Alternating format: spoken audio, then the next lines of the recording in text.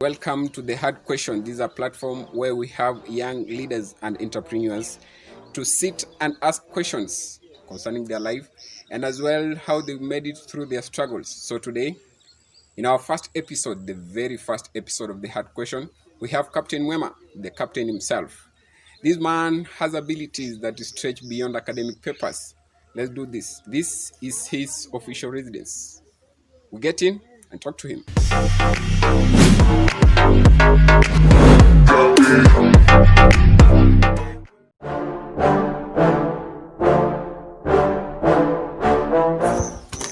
So as you can see, to go hapa, this is the official residence of Captain Mwema. We just need to get to know how life has been to him, COVID-19. And as you can see, this is official residence. We just got in here and we're going to talk to him. Don't touch that dial.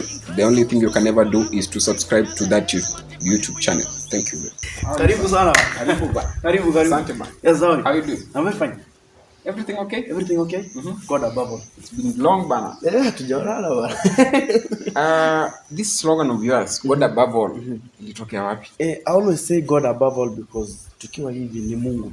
As in hatuwezi bila God is grace. Exactly. With all this health, with all this tukiva, with all life, gift of life and everything is there by the grace of God. Very true. So that's why I always say God above all, because without him we can't. So it's God above all. God all above. This God above is God. Exactly. Yes, sir. So you're a Christian?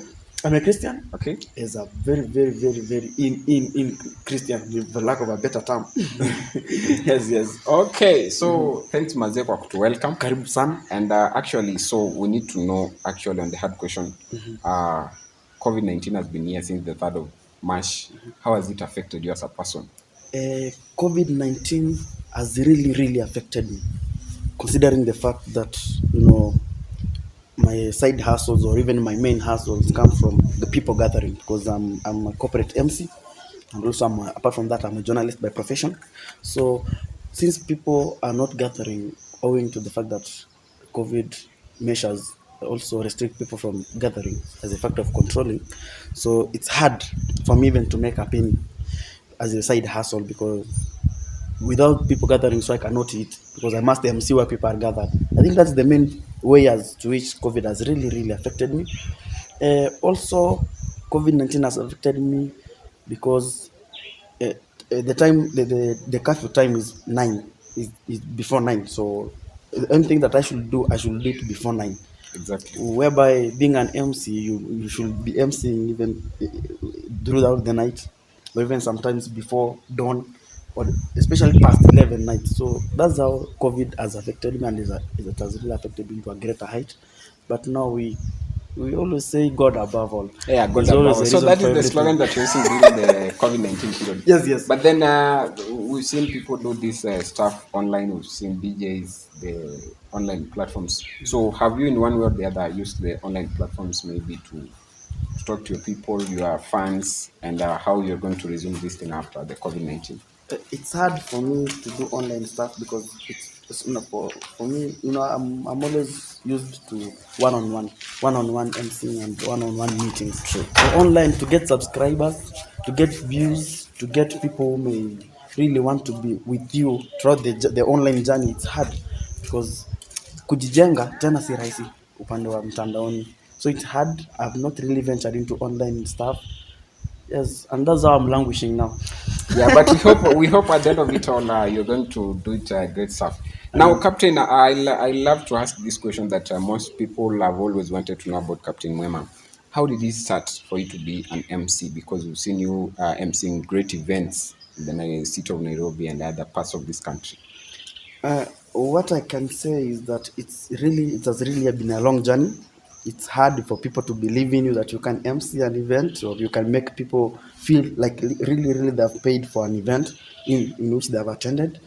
So I started like just a simple captain, a simple MC captain while I was in campus in my first year. So I used to stay pale kwa public address system, just see on people and then I felt like we can not only listen to music, You can't listen to music here in campus as during an event. During the official program is when now people come to start saying somebody should stand up and say something or something. So I said, let me get a mic.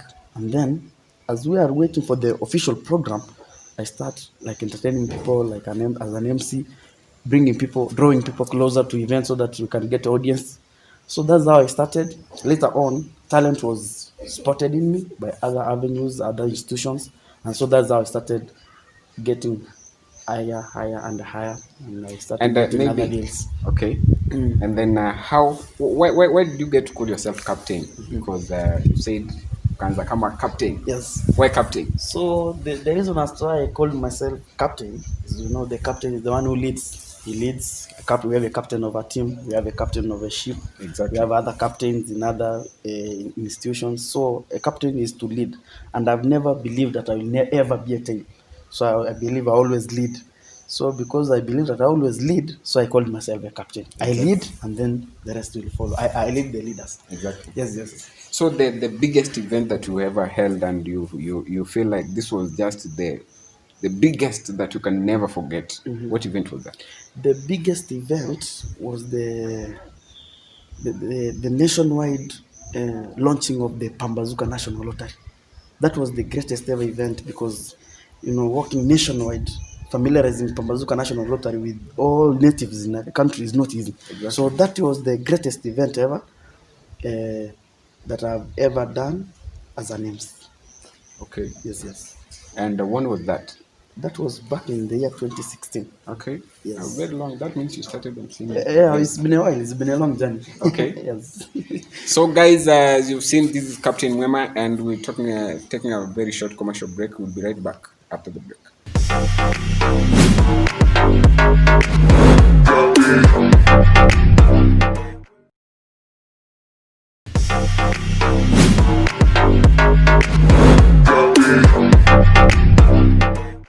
So, Captain, I'd like to know, you said that apart from being an MC, you are also a journalist. Yes. Or a member of the fourth estate, as they call it.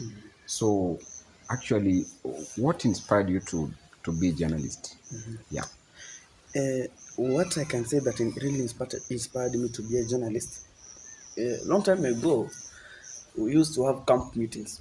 The SDA camp. It happened that although I'm not a Seventh Day Adventist member, so we used to host people from the Seventh Day Adventist here at home during their camp meeting. So it happened that one Saturday during the overall meeting, so there was these presentations that used to happen. So I drafted news. I was aided by my father. And then so there was I went and presented the news. But before even presentation of the news, I heard that there's an aspiring MP that is around. It was Steve Mogaka, if I can remember very well. So I was told I just if dropped that there's Steve Mogaka around. So I drafted another one, my own staff, that they want to recognize the attendance of the MP Steve Mogaka around. And then so I went So that's during the camp meeting? Yes, during the camp meeting. Okay. I drafted the news, edited by my father, and that was over. So I did it myself. And then after presenting the news, now the MP was standing to give his address. And then I was told, and then I heard him say, "Where's the young man who presented news here?" And then I stood. That's now after you've done the news? After the news now. After Okay. the presentation, it was his time to address the audience. Okay. So I came. The young man, this is a nice job. You will in future you must become a journalist by profession, and I want to give you an award. And he awarded me 2,000 Kenya shillings. That was long time ago. What? And I was very young. That was Gave you was 2,000 in class Kenya 2. shillings? 2,000 Kenya shillings. So we can say that was your first salary. My first salary as a journalist started when I was having not gone to any class of yes, journalism. as an untrained journalist, nothing to know about my fate, but I was awarded, and then that's where my dream started. I can do this. And later on, as I joined high school, and then I became the official school news anchor and news reporter. So That is now in high school. Yes, I also So became you presented news when you were in primary? in class 1. In class 1? Yes, Then you in were class awarded? 1. I was awarded, and then I joined high school. I became the official news anchor when I was in Form 2. And later on, I became the chairperson for the journalism club. So I said, this one should be my profession because I believe I'm talented in journalism. So I said, I can do this. And that's how I said I want to be a journalist. And that's how I knew my profession a long time ago. So that's how it started. And then later on after high school, I I failed, or what can I say? I applied to a journalism school that is in the Multimedia University of Kenya. That's why I ended up being a journalist. Okay. Yes. So you did it by passion. By passion, I'm a passionate journalist, sorry, and I'm into this, and I believe that I can do it. Yes, you can. Yes, thank you. With your slogan, God above God all. above all. So, Captain, actually, we understand that apart from being a journalist, we've had rumors that you are much into politics. Can you make that clear to our audience? Yeah, okay. For the sake of record, and I don't want to with any fear of contradiction. It's true that I want to venture into this political world because I'm not happy with the way things are being handled in our counties, in our wards, in our nation. Uh, Considering the fact that there is misappropriation of funds, there is really a lack of responsibility from the so-called leaders. So that's why I've said that nimekata kauli nikasema I must venture into politics because I want to vie, especially in this coming electioneering period. This coming 2020, Yes, you want to vie as a member of the county assembly, as an MCA? as an MCA, so that tunaanzia hapa chini, nianzia hapa chini and nipande nikienda mpaka I believe nitafika juu. And why do you think you're best? You are the best leader other than the leaders who are in position right now or those who are aspiring? I think I'm the best leader because I have people's hearts in my heart. I have people's minds in my heart, and I have people's lives in my heart. By this I mean, if I get a position, for example, for an MCA year round, an MCA should stay with his own people on the ground, not just going away and staying away from home, only to go and attend meetings, get sitting allowances, and go back to their domiciliary habitation. I think I will just be on the ground, know people's challenges, what they want, and the priorities of development. I come do public participation, and then the funds that have been awarded as not really awarding as or being given as an MCA should be really appropriated well, for lack of a better word, as I can say, yes, so that we can see people develop, especially in our world here. So, because I don't like to see people suffering, and that's how I am. Even my father always tells me that uko na huruma sana, uko na huruma mingi, Uko na huruma kwa wananchi. uko na huruma kwa wananchi. But do you think ukiingia kwa politics ama ukiingia kwa hiyo leadership you will have the same huruma as unlike the other leaders? Yes, I believe so because I've been there. I've been there in the mwananchi's life, the normal mwananchi. I know what I always wanted. So I know people change when they meet new people and they get new positions. But with me, I want to confirm to the audience and tell people that I cannot change because tuko hapa kwa ground. In case of anything, you have a right to come and say no, you are not doing the right job. So I want to take it to the bank. I want to say this: there is more to come, especially in this politics. To see people develop, to see this area develop, and to see people get a better life than what they have right now. Okay. Yes.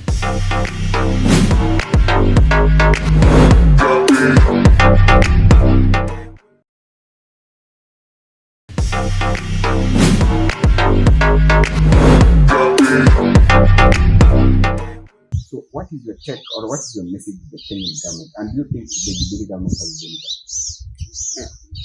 Now, I don't think whether the Jubilee government has delivered because, you see, if a lot of money can be put in place to curb the pandemic and then people to come and misappropriate or misallocate the funds, that means that there's a problem somewhere. And the moment there's a problem upper chini, that means the problem has started from the top. And so I bet this government has a big role to play, especially in curbing this so pandemic. For lack of a better term, I can't say this more pandemic here than COVID-19 corruption, because if people can misallocate more than 100 billion shillings that is meant to curb COVID, that means the system is decayed. Yeah. Especially these the cancer people and the Ministry of Health. So I can't say that Jubilee government has delivered because it's their role to curb this corruption, and in which they have not done it. So I can say that it has not delivered. Okay. Yes. I'd like to comment on one thing. We've seen NTV the other day revealing the COVID-19 millionaires, how money has been spent. So, what's your view? Do you think it is true that Kenya has not utilized the funds that were given to manage the COVID-19? Kwanza, wewe unaamini COVID iko? Uh, Initially, I had this belief that there is COVID. But from the way in which events are unfolding, from the documentary of the COVID-19 millionaires, so in fact, my belief and trust that there's COVID really went down drastically, because the way in which people misappropriated funds allocated for COVID-19, for curbing COVID-19, really is very is unwanted. It's not a good. It's not a good move. It's not a good way to say that they only received 3 billion as opposed to the record that they received over 300 billion for the COVID-19, even from other sponsors from the world, these biggest businessmen like Jack Ma. So that really made me believe that there's no COVID later on, and it's not good to squander and eat money made to curb like a pandemic like COVID, a serious thing like this. And these are issues that should be addressed in this nation. Yes. So these are issues that should be addressed in the nation. That is Captain Mwema himself. So Captain, actually, kuna wasee, they are young boys, young youth wenye wangetaka kufika mahali ambapo maybe wewe wameona kwa kielelezo umefika. What is that one message that you can never give to young youth at Africa? What I can tell young people, especially the youth, never should you be intimidated with anything. Never should you feel like you can't do it. Never should you feel like you can't make it. Never should you feel that you are unworthy to do it. Never should you feel that I'm too young for this. Never should you feel that I'm too broke for this.